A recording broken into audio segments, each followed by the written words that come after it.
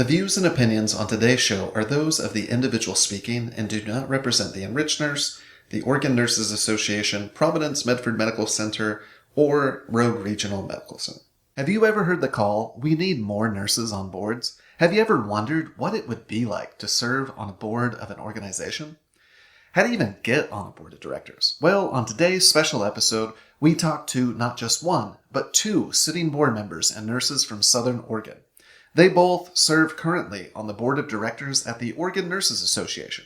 Hear why they joined, what they've experienced, their thoughts on the ongoing ONA statewide election, and what motivates them to want to stay on. Welcome to the Enriched Nurse with your host, Dan Richmond. Enrich your personal finances, nursing career, and life. Today on the Enriched Nurse, we have a special episode with two local Oregon Nurse Association board members. Can you introduce yourself? I'm Fred Katz. Perfect. I'm Brianna Zabel. Fred Katz has been a nurse for over 15 years now, mostly in the cardiac department at Rogue Regional Medical Center. He took a 2-year hiatus to participate as a home health and hospice nurse, which was a special and dear experience to him. He joined as a union officer toward the end of his first year in nursing. And he is now currently the chairperson of the bargaining unit at Rogue. And 4 contract cycles later, that is a lot of years, by the way, he is still willing, grateful, and able to represent the nurses, the contract, and the patients who seek care in our facility. And also with me, I have Brianna Zabel. She is I'm just going to say the acronym. Yeah. She is a DNP-FNP student, union leader and advocate for safe staffing, patient safety, and nurse retention. She works part-time at Providence Medford Medical Center on the telemetry unit. She has been a nurse for 7 years. She graduated from Madison College in Wisconsin with an associate degree and graduated from the University of Providence with a BSN. She is currently working on a DNP-FNP at Maryville University. She is a board member of the Oregon Nurses Association. She is also the chair of her hospital's bargaining unit, and she champions policies that protect both nurses and patients. In addition, both Brianna and Fred have worked with nursing students as faculty adjuncts for Rogue Community College and are both very involved. Yay. All right, well, welcome and thanks for being here. You'll let us know when we have to officially call you Dr. Zabel. Of course. Okay. Yeah, Of next time that will be Yeah. Dr. Brianna Zabel, right? Yes. Thanks for having us here. Yeah, Thanks, Dan. great to have you. So both of you have been pretty darn involved in local nursing for quite some time, and I know this isn't the first time I've sat in an interview with both of you, but it's the first time I've hosted each of you for an interview, and I think been the guy asking the questions. So thanks for coming in. We're ready to be grilled. Yeah. Oh, totally. We're excited. I know I told you I wasn't going to play gotcha, but I was lying. Uh-oh. Yeah, well, let's dive right in. So you are both currently board members of the Oregon Nurses Association. That is a union and a professional association that represents not just nurses, but many other healthcare workers, including techs, nurse practitioners, and even MDs now. Yeah. So I'm curious, why did you want to serve on the board at ONA, and how did you get on it? And how about we start with you, Fred? Originally, I was invited to be on the board midway through, I guess, an election period because there was an open seat. And I accepted that, and I was just interested in seeing what the board was like, how it works, and how decisions are made up north. And then I really liked the process and just being in the know and just the mechanics and getting to know everybody at ONA Tualatin and around the state. And so I ran in the last cycle for a board member, and now I'm running for what would be like the final qualifying run of being a board member. So I'm going to give it one more shot. Oh, okay. So you ran in the previous election? Yeah. And that's for a 2-year term? Yes. Oh, okay. Interesting. And how about you, Brianna? Why did you want to serve on the board at ONA, and how did you get on? So I was appointed, but several, it was actually during our strike last January, and I saw that there was an open seat, and I applied, and I was appointed to it. And the reason I wanted to be on the board was because I was already very involved locally, working on staffing and obviously with the contracts and the strike and patient safety. And through that work, I kept seeing how much statewide decisions shape what happens on our units day to day. Representation really matters to me. ONA, as you said, represents nurses and healthcare professionals across the entire state. And it's important that the board reflects that. Different regions, different types of hospitals, and different roles. Nurses in Southern Oregon and smaller or rural facilities need to see themselves represented at the statewide level. Nice. Yeah, and I'm sure I am not alone in appreciating both of you for being willing to serve. Yeah. Thank you. Because I know it's probably a lot of work. And I'm curious, what has been the most surprising thing about being a board member? Wow, that's a great question. I think what surprises me the most is how, and I've kind of known this to be true, but how sometimes difficult democracy can be.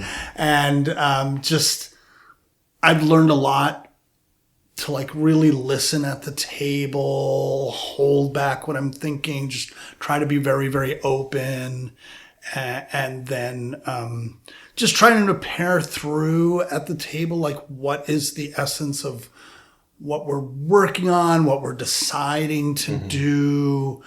And my brain kind of jumps into these like little analytical states, and I start, so what's the ramification of that and the ramification of that? It's just, yeah. So it's been really, really interesting. I don't know. I think when I first got to the board, I really wanted to bring Southern Oregon up north and be like, hey, we're here. And I didn't really feel like, while I was at the board, I didn't really feel that exclusion. You really feel like you're part of the whole. You're really part of a decision that affects everyone equally. But there are still questions I have on, equity and distribution of resources and all kinds of things. And I'm just going to keep working at it and try to make decisions and represent not only Southern Oregon, but the entire state and the entire bargaining unit of the state in all the different roles we have at the board level. Yeah, the union and association recognizes or represents hospitals pretty much all across the state, as far over close to the border, close to Idaho. Naturally, you would just expect the farther away you get from the central headquarters and where the highest density of nurses is. Right. Yeah, you can certainly see that feeling or sentiment. But and naturally, when you're in a smaller, more regional hospital or really a remote, tiny, emergency hospital, that is a whole different. It's not like nursing changes, but your perspective on like how you belong and what the organization means to you has to be a little different, and how the hospital and the community sees those people in a smaller community. Like everybody knows you, right? Yeah. I mean, and then when you're in a big city, you might have a little more anonymity. I don't know. But I think overall, we do a pretty good job thinking about what's good for nursing should hopefully be good for everyone. And we have to, using the Nurse Practice Act as our North Star, we just need to do what's right for our patients. Right? How about you, Brianna? What's been surprising? So I wouldn't say I was surprised by how serious the work is, but because I knew going in to, on a board that it carries responsibility, of course, but what really stood out to me once I was in it is the depth and scope of that responsibility. A lot of the work is around financial stewardship and long-term sustainability. So we're looking at budgets, legal considerations, and making sure resources are aligned and with the mission, so the organization can support their members, not just today, but years from now. There's also significant strategic planning, and we're thinking ahead, right? We're looking where is nursing and healthcare going in Oregon. I mean, we have to look ahead. What challenges are coming and how the organization needs to be positioned to meet them. So being a part of that has reinforced for me how important thoughtful, steady governance really is. Yeah, a lot of responsibility. Yeah, it is. And this board work matters. I mean, Right. it really does. Yeah, I mean, for years we've heard from organizations like the American Nurses Association, that we want more nurses on boards, not just nursing organizations and unions, but just organizations in general, like even unrelated healthcare organizations. Because, historically nurses wind up being impacted, patients wind up being impacted by a lot of people who aren't necessarily at the bedside and have to deal with the repercussions of their decision making and their policies. So I'm just kind of curious, how has your experience informed you on that goal of why more nurses should be on boards? I think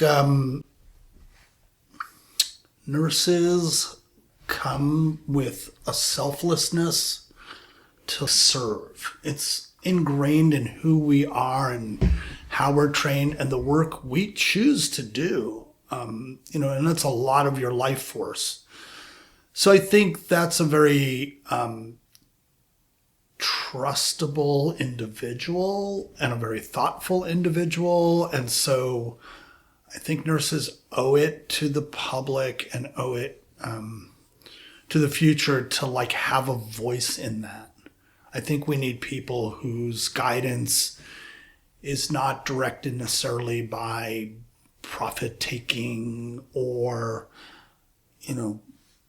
political gain. I mean, going on the board is, Brianna, it's work, right? It's not like you go up there and you get a sash and you're celebrated. No, you're it's hours and you're exhausted. Hours and you're tired and, you're never going to make everybody happy with any decision. It's just hard.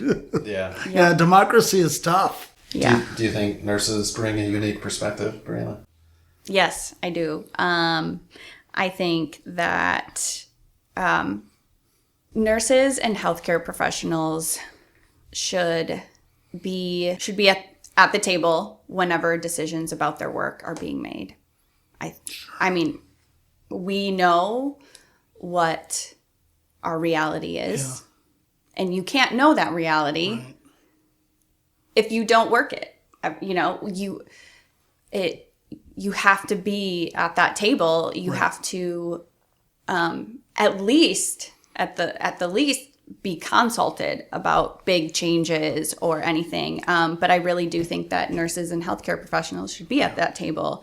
We are the ones that understand the realities of the patient care and the staffing and the workflow and the safety, especially the safety, because we live it every day. And so...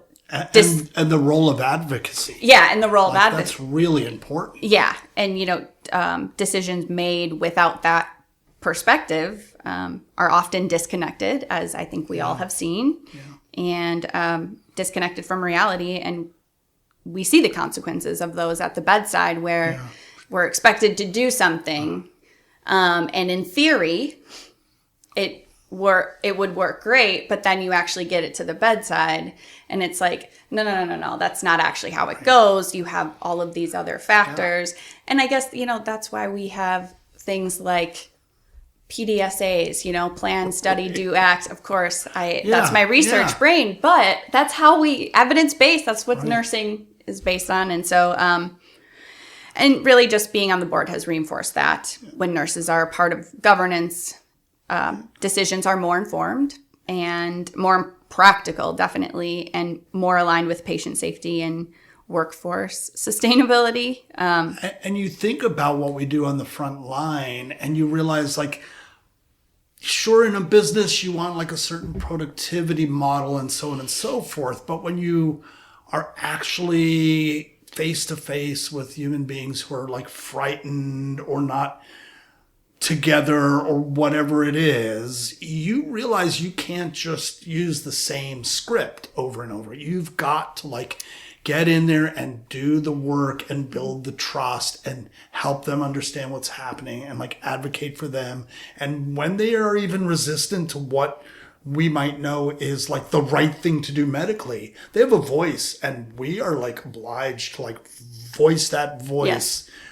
If they're being dismissed by other members of the healthcare team. It's a really interesting role. I've never done a career as long as I've done this one, and it's just amazing.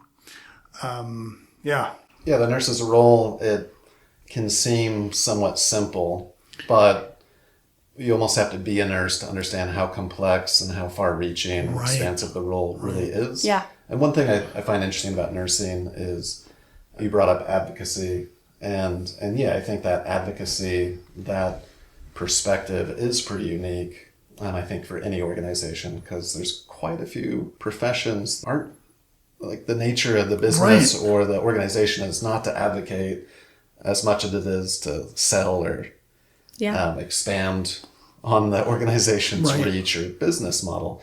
But yeah, that advocacy, I don't think is something you see in very many other professions, especially outside of healthcare or caregiving, caring type roles, right? Yeah. I think, nurses, we're kind of like the last line of like, I guess, defense in a way of if, we're with them all the time, typically, like if they're at the bedside. And so if we see something or if we don't advocate for that patient, there could be some real harm. I mean, we could be the last strings of a frayed cloth of the social fabric. Yes. I mean, literally, right? Just this is it. They go through our hands unsettled that it could be over for that person. Yeah. I mean, often I have a financial focus on the podcast and trying to help nurses make smart decisions with money. But in the financial space, you certainly won't find somebody who's going to advocate for you like a nurse does. Right. There's almost always some kind of conflict of interest. And the work we do, it tends to not really matter to me what product, I'm not getting a commission on anything. So, like you said, trying to guide people to figure out the best path forward for them. Yeah. Can be tricky, but at least it's without conflict. And as the whole healthcare system is being squeezed, you're not immune to that either. Mm-hmm. And, you hear in my voice the importance of advocacy as what drives me to do my job. But there are moments when even I'm thinking, like, what is the impact? Like, because we're being told over and over again, like, we're right on the edge, we're right on the edge of like falling off the cliff. Oh, yeah. And you're like, you start, and you're like, that's not why I became a nurse. Right. Stop. Productivity. Yeah. Well, let's talk a little bit about the ONA election. We'll definitely get into good. Some of the juicier stuff here with I've just the cost pressures of healthcare. I've just unlocked something from an earlier question about like what surprised me about joining the board. What surprised me also was that here I am functioning in an administrative sense and taking on some administrative role when normally I'm on the other end of that. And that kind of surprised me that you can sort of be in both worlds and understand both sides a little bit. Yeah. Definitely are often two sides to each story. Yes, absolutely. And for anyone, it can be difficult to have a big picture view, right? Yeah. Yeah, so that's great. We'll get back to the interview here in just a few seconds, but first, did you know that the Enriched Nurse offers accredited ANCC courses for nurses with a focus on financial literacy and well-being? We often forget how important it is to advocate for ourselves and real self-care. Focusing on our financial well-being can do that and so much more, like strengthening the nursing profession. With the Enriched Nurse's CE courses, you can get paid to get smart with your money using employer funds. It might just be the best investment you can make with your employer CE funds. Check out the show notes to learn how to enroll and even get started for free today, or go to enrichednurse.com That is enrichednurse.com. And now let's get back to the interview. The Oregon Nurses Association is currently holding elections, and I can't remember. I've been a member since 2011, and I can't think of any other time where there has been this contested of an election. Yeah. As both of you said, you were both, I think, initially appointed to your roles. Yeah, we And were. That's right. That's usually how it goes, is you We don't fill all the begging roles. people to Yeah. serve in some of these statewide or official Come on, it'll roles. be fun. Yeah. And then you're like, here's all the work you're going to do. Right. But yeah, and democracy can be messy, but I Yeah. do think it's important for everyone to have a shot at having a voice, representation, feeling that way. So I do think that contested elections Yeah. are a good thing, and it holds an organization accountable. Right. But, the last few years, I think, saw a little more interest. This year, there's been a lot of interest. So I'm just kind of curious, why you think that is. Wow. Okay. I think there's been some moments in the last year or two where there's been some friction between the organization and its members. And I think people are interested in getting to the board level to implement their agenda or their thoughts and feelings. There are people who are running for board positions like president and vice president who've not even been on the board ever, which is strange because, I don't have a big ego, but, I have some assuredness. I've been through a lot of things in my life, and I feel like I would go see what it's like first before jumping to the top. So I don't trust that impulse per se, but I think there are some people who maybe don't feel like they're really being heard or their wants are being met. And I think those voices need to be heard, and we need to be flexible enough to maybe make some changes. I don't think it's all bad, but I don't think that everything we're doing now is much less than almost completely successful when you look at what's happening on the national level and in the state. Yeah, the Oregon Nurses Association. Yeah. The staffing law itself, but also organizing and contract wins. Yeah. We've... It's not been perfect, Dan. Yeah, but from the front line, I think our frontline nurses and union have pushed quite a few successes and wins, right? Absolutely. And, if what I've heard is true, and I'm repeating, and I can't quote the source, but apparently adjusting for in cost of living, we're the highest paid nurses in the country. So Yep. Yeah, no, it's something I think... Something is right about that. Right. I like it. with probably one of the most comprehensive mandated staffing ratio laws. Yeah. We have the most strict, or we actually have teeth behind ours, which is good. Yeah, no, I think that's a good point, and I think in nursing, one thing I've noticed over the course of my career is sometimes it can be hard for us to celebrate progress and our wins. Do you think nurses tend to just be picky about things? Maybe that's a loaded question, but do we tend to be dissatisfied? Say this on air, but say it. Sometimes I think we're all just such a pain in the ass. Yeah, there's a little bit of that. Myself included. But we love ourselves and Yeah. we love each other. Yeah. Nurses love talking about nursing. Yeah. They do. I don't know that non-nurses appreciate talking about nursing with us as much as we No. do. Yeah. We're all a little trauma bonded, I think. Oh, for sure. Yeah. Brianna, what do you think? I think that a lot of nurses have realized, or that I'm at least seeing, that staying disengaged doesn't actually protect them. And the last several years made it very clear that, good and bad, but that leadership decisions do have real consequences, and but with consequences comes wins, but the leadership affects once again, our day to day. People saw how board decisions, they affect enforcement. They affect, bargaining support and the overall direction of the organization. So I think that awareness, and I'm sure some, like Fred said, some people are unhappy, and that definitely will push anyone. I mean, if you're not happy with something, what are you doing about it yourself, right?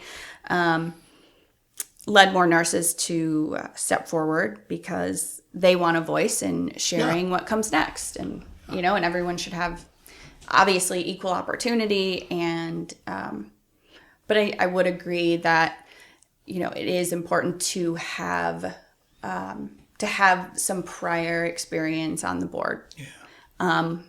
But don't point to the board and just be like, we got to throw the baby out with the bathwater. I think point to the board and say, like, we need to have a conversation and work through some things.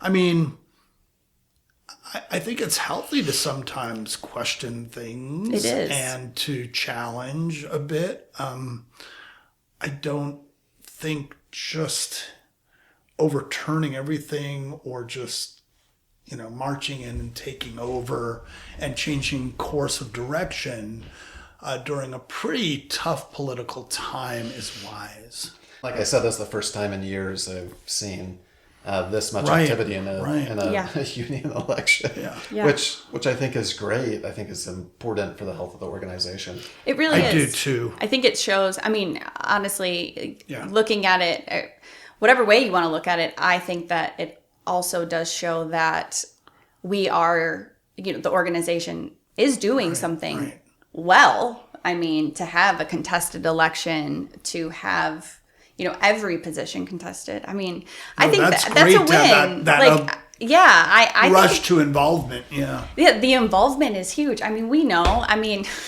it's hard to get hard. people involved. Oh, I know. It's one thing. About nurses is the nature of the work, right? 12-hour, the long shifts. Yes. It's not a 12-hour shift. It's like a 14-hour shift. And Right. That's just getting ready for work and just assuming you need to get off on time. Right. But it's often exhausting, and it can be hard to commit yourself to additional responsibilities outside of work. But that's one thing that really impresses me with the nursing profession is how much we can get done when we do get engaged, when we do take action and really get involved. I think exciting times ahead. Yeah. And I think so. This election is the 12th. It closes the 12th. Yeah, it closes the 12th. 12th. Yep. I think just going off of what you said, for nurses we're typically, get to that point of sometimes getting close to burnout. And I think it also, unfortunately, close to burnout. Yeah, I mean, I try to, but recovering. Recovering.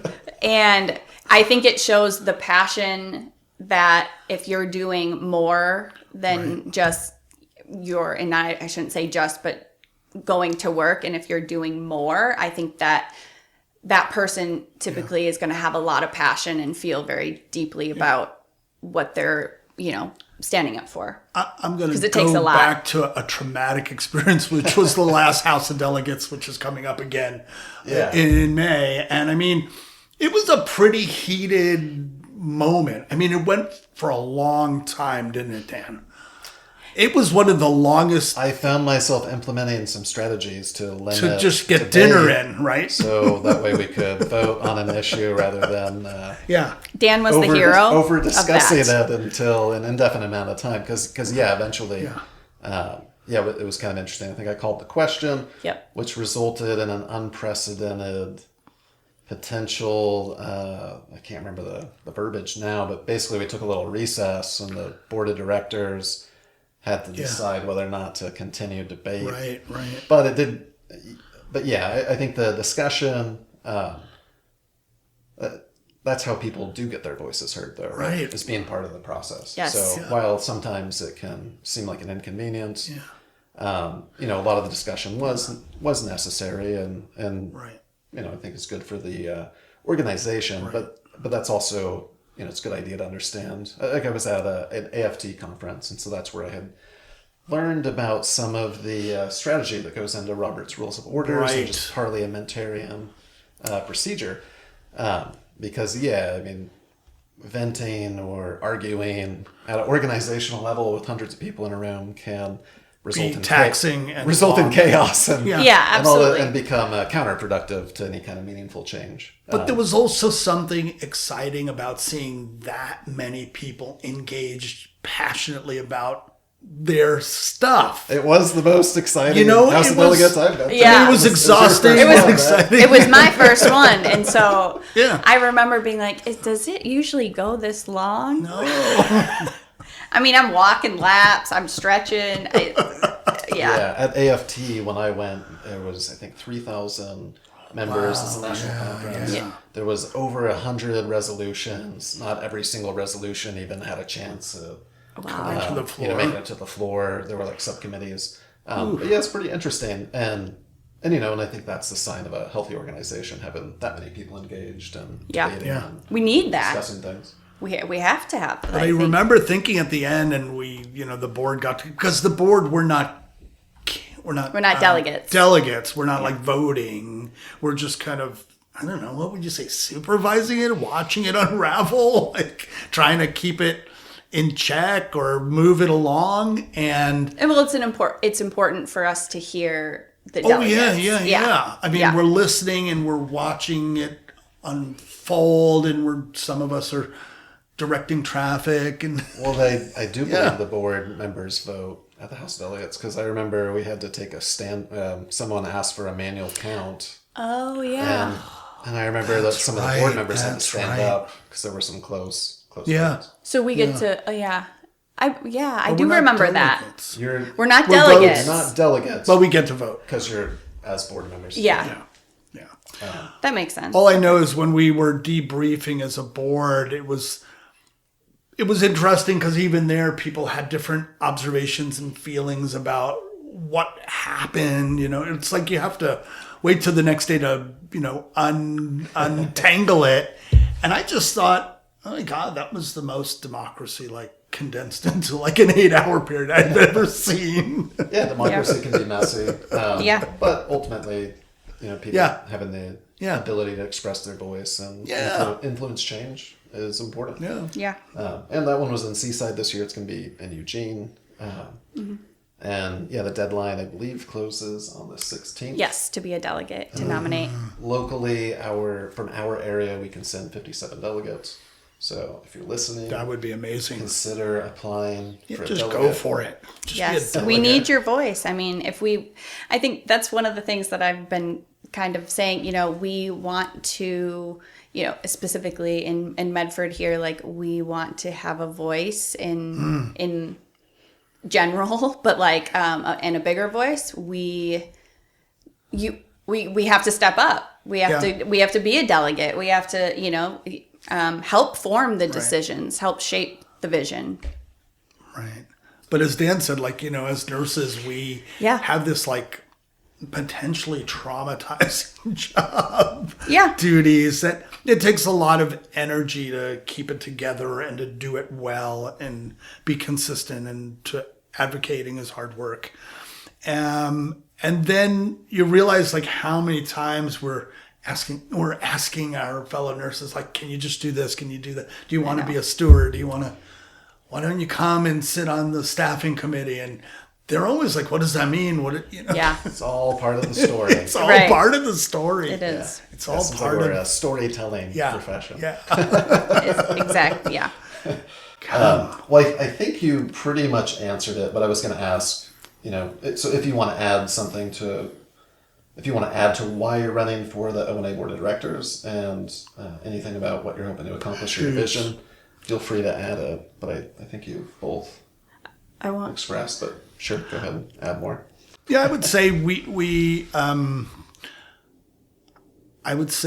have another opportunity to open up and incorporate more of what people want and rebalance the books, let's call it. And I also think there's a lot of work underway that is very valuable, and having some consistency on the board. Not that, I think it's like the Senate or Congress where you're there forever. We certainly don't become fortuitive. We don't make our fortunes on the board either, by the way. I think just having people who have been part of it and have a little consistency and understand the mechanics, it helps just keep things moving efficiently forward. And then, having that perspective of like where we were at, what we promised we would do, what is the next step, being part of that. So it sounds like you want to build on the work you've been doing. I want to build on the work, and I think the organization is doing great work. It needs a little tweaking here and there, but who doesn't?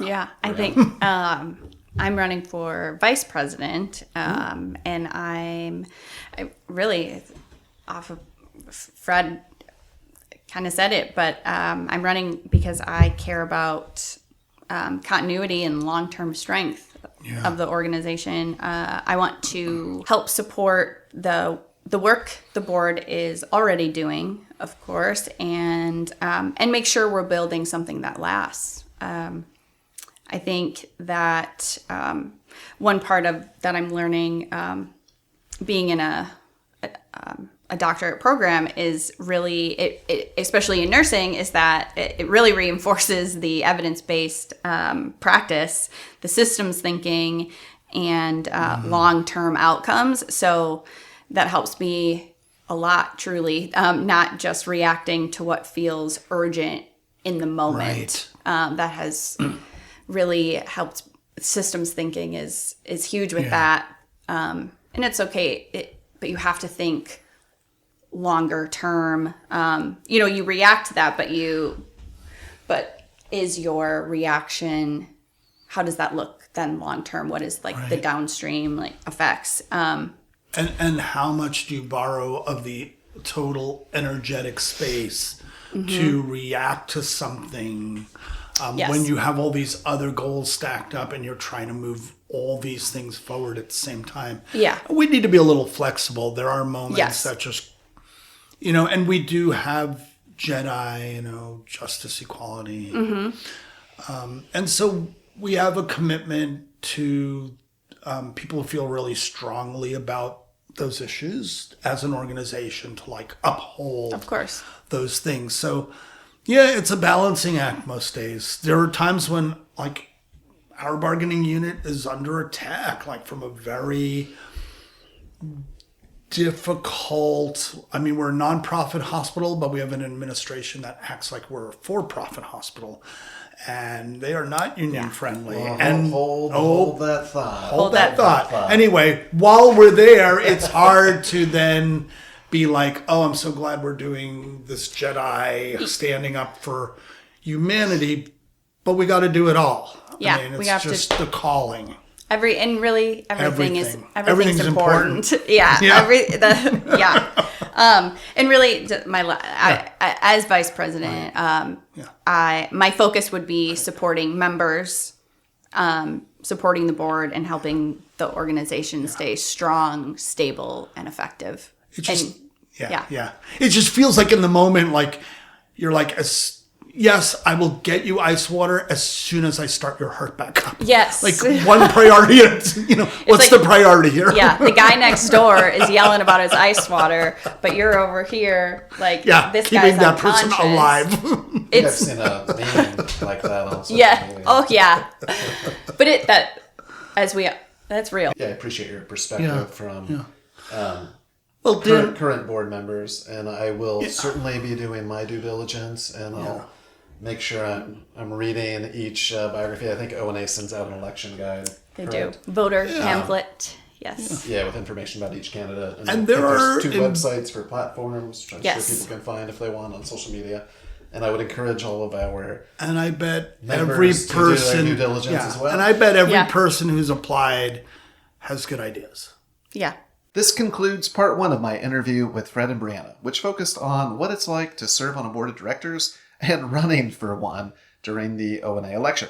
For Oregon Nurses Association members who want to vote in the election that is ending on February 12th, be sure to check the show notes for more information about all of the candidates running and their platforms. All right, well, let's wrap up here. I'm foreseeing this is going to wind up being a two-part. Oh, really? Okay. Two-part episode, yeah. Are we going to do the next part? We have Okay, a lot of... Oh, no. 2 minutes smoke break. We already did part 2. Yeah. He's going to split this up. But we have lots of thoughts. Yeah. Join us for part 2 of the conversation.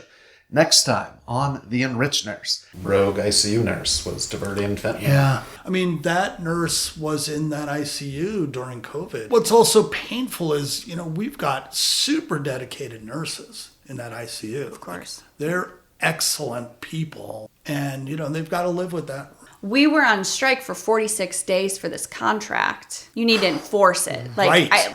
I anticipate a very difficult bargaining session. I think we deal with the mistrust daily. And sometimes that frustration can get misdirected at nurses because we're the most visible part of care. We'll only let you work if you waive some of these incentives. And if you don't waive them, we don't care if you're ready and willing and able to work. It's worse than that, We're just going to run the unit short. It's worse than that because... There's nothing you can do about it. Right. They're not staffing their units appropriately. And we look at all this evidence that we have that, I want to work, they're turning me away. Progress happens when nurses stay engaged, they support each other and work together. Truly, I feel you have to stick together. I've seen it on a strike line. Don't let the organizations you work for pit you against each other. Get the inside scoop on a health system that's made national news more than a couple of times recently. Hear us discuss the tumultuous times for nurses, labor, the Oregon staffing law, and how nurses are pushing back. As always, please take a moment to review the show on Spotify, Apple, or wherever you listen, and please tell a colleague about the show. We are here for nurses everywhere, and thanks for listening.